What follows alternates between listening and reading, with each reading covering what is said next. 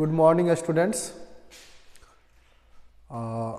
Today topic is some application of trigonometry और height and distance.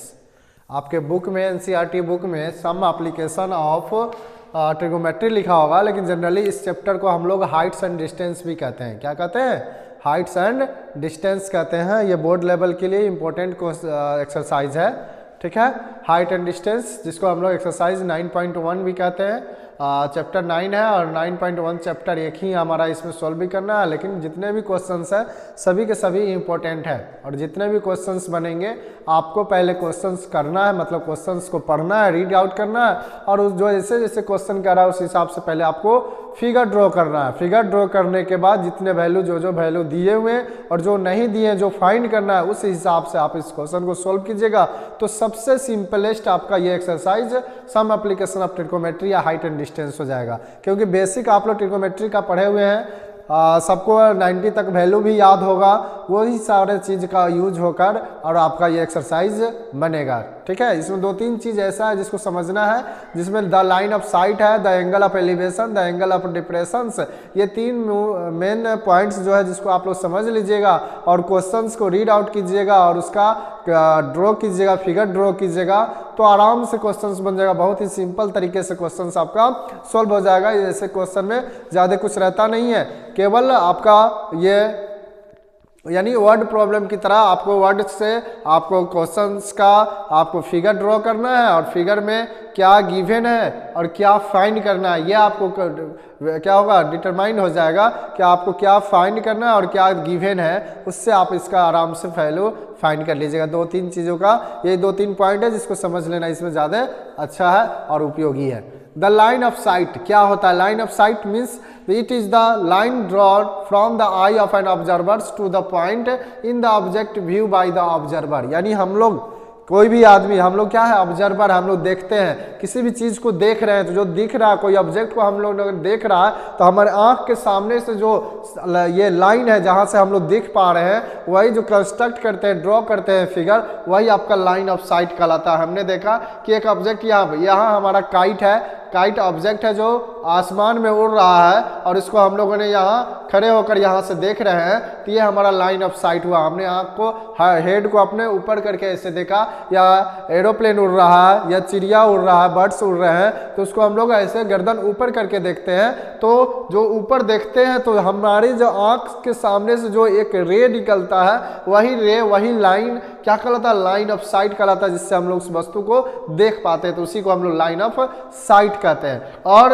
Angle of elevation क्या होता है? Angle of elevation जो हमारे आंख पर जो इस ऑब्जेक्ट को हमने देखा तो कुछ ना कुछ एंगल्स बनता है, वो एंगल्स ही हमारा क्या कहलाता है? एंगल ऑफ एलिवेशन कहलाता है। ये हम लोग टॉपिक बाय टॉपिक इसको पॉइंट बाय पॉइंट किए हैं, इसको जब पढ़ेंगे तो ज़्यादा आसानी से क्लियर हो जाएगा। क्योंकि अब जब भी एंगल ऑफ एलिवेशन बनेगा इट मीन्स हम लोग ऊपर की ओर देखेंगे, और एंगल ऑफ डिप्रेशंस बनेगा, इसका मतलब क्या, हम लोग नीचे की ओर देखेंगे। यानी हम लोग ऑब्जर्वर जो होगा हाइट पे होगा तो एंगल ऑफ डिप्रेशन बनेगा, और ऑब्जर्वर जो नीचे होगा और ऑब्जेक्ट जब हाई पर होगा तो एंगल ऑफ एलिवेशन होगा। 2 ही चीज इसको बस समझना है कि क्या, कि जब ऑब्जेक्ट क्या होगा, हमसे हाई पर होगा, हमसे ऊंचाई पर होगा, तो हमें जो देखना होगा तो सर उठा के देखना होगा। जैसे मंदिर है, मंदिर का सबसे ऊपर वाला जहाँ पताका फहराता रहता है, तो हम लोग ऐसे नहीं देख सकते, सामने सामने ऐसे ऐसे चल के नहीं देख सकते, ऐसे हम लोग को सर ऊपर उठा करना होगा।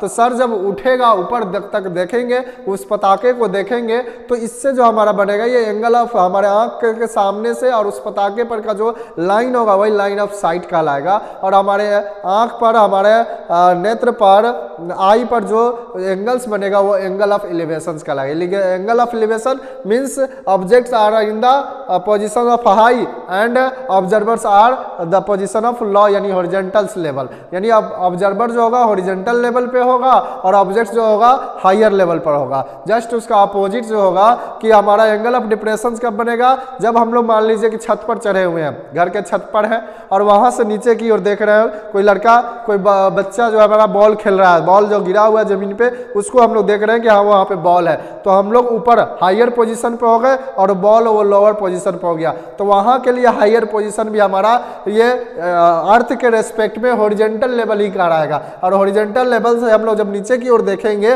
तो हमारे जो नेट आई पर बनेगा, आंख पर जो बनेगा वो एंगल ऑफ डिप्रेशन कहलाएगा, और ऑब्जेक्ट का के साथ जो आंख का जो बना वो लाइन ऑफ साइट कहलाएगा। तो यही 3 डिफरेंसेस है। चलिए, the line of site it is the line draw from the eye of an observer. Observer यहाँ है, ऑब्जर्वर के आंख से किसी भी ऑब्जेक्ट का को जो देख रहे हैं वहां तक के बीच का जो लाइन ड्रॉ होता है वही लाइन ऑफ साइट कहलाता है। क्लियर है? यानी ऑब्जर्वर के और ऑब्जेक्ट के बीच में, ऑब्जर्वर और ऑब्जेक्ट के बीच के जो लाइन ऑफ साइट होता है, जहां से हम उस वस्तु को ऑब्जेक्ट को देखते हैं, तो वही क्या कहलाता है? लाइन ऑफ साइट कहलाता है। वही लाइन जो ड्रॉ किया जाता है वो लाइन ऑफ साइट कहलाता है। आपको भी क्वेश्चन सॉल्व करने के समय ड्रॉ करना पड़ेगा, आपको जो फिगर है ड्रॉ कीजिएगा तो ही बन पाएगा ये क्वेश्चन। इसके द एंगल ऑफ एलिवेशन का बात करें तो it is the angle formed by the line of sight with the horizontal when it is above the horizontal level, the case when we raise our head to look at the object. हमने बात किया कि जब भी ये क्या होगा, जब एंगल ऑफ एलिवेशन बनेगा तो ऑब्जेक्ट हायर पॉइंट पे रहेगा और हमें सर को ऊपर उठाना पड़ेगा। कोई भी ऑब्जेक्ट को देखने के लिए रेज करना होगा, रेज आवर हेड, अपने हेड को, सर को ऊपर उठाना होगा, और इस पोजीशंस में, यही पोजीशंस में जो हमारा एंगल बनेगा वो एंगल ऑफ एलिवेशन कहलाएगा। The angle of depression it is the angle formed by the line of the site with the horizontal when it is below the horizontal level. Horizontal level के below रहेगा, यानी observer जो होगा वो higher level पर होगा, object जो होगा वो लोअर लेवल पे होगा। और इस केस में क्या होगा? The case when we lower our head to look at the object, और हम लोग को है उस ऑब्जेक्ट को देखने के लिए सर को नीचे की ओर झुकाना पड़ेगा। तो इस तरह में हमारा एंगल ऑफ डिप्रेशन बनेगा। एंगल ऑफ डिप्रेशन मीन्स हमारा सर नीचे की ओर झुकेगा। एंगल ऑफ एलिवेशन कब बनेगा? जब हमारा सर ऊपर की ओर उठेगा। तो दोनों में लाइन ऑफ साइट होंगे, लेकिन एंगल ऑफ एलिवेशन और एंगल ऑफ डिप्रेशन ये 2 मेन टॉपिक है जिसको समझ ले, और समझने पर हमारा क्वेश्चन, हमारा फिगर आराम से बनेगा और वहां से हमारा आराम से फिगर बनकर हमारा क्वेश्चन सॉल्व हो जाएगा।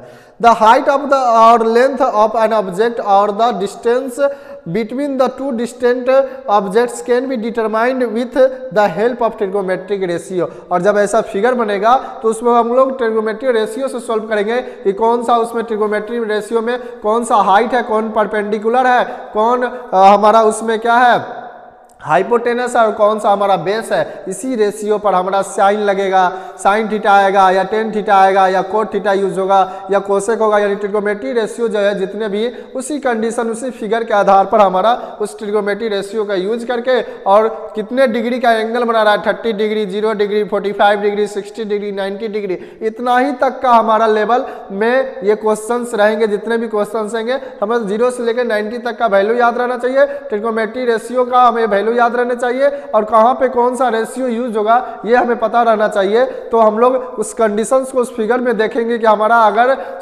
ये परपेंडिकुलर और हाइपोटेनस दिया हुआ है तो हम लोग साइन थीटा लगाएंगे, अगर बेस और परपेंडिकुलर दिया हुआ है तो टेन थीटा लगाएंगे। तो ये सब आपको फिगर बनाने के बाद क्वेश्चंस पढ़िए, उसका फिगर ड्रॉ कीजिए और उसमें देखिए क्या गिवन है, कितने एंगल्स दिए हुए हैं, क्या फाइंड करना है, उसको अगर डिटरमाइन कर लीजिएगा तो आपका आराम से क्वेश्चंस क्लियर हो जाएगा। तो यही कहा गया कि इस चैप्टर में द हाइट और the length of an object और the distance between the 2 distant objects can be determined with the help of the trigonometric ratio. इस ट्रिगोमेट्रिक रेशियो के द्वारा ही ये सभी हाइट्स, डिस्टेंस, 2 ऑब्जेक्ट के बीच की दूरी, 2 डिस्टेंस, 2 ऑब्जेक्ट के बीच का हाइट, ये सब चीज़ हम लोग ट्रिगोमेट्रिक रेशियो की मदद से डिफाइन कर पाएंगे, निकाल पाएंगे।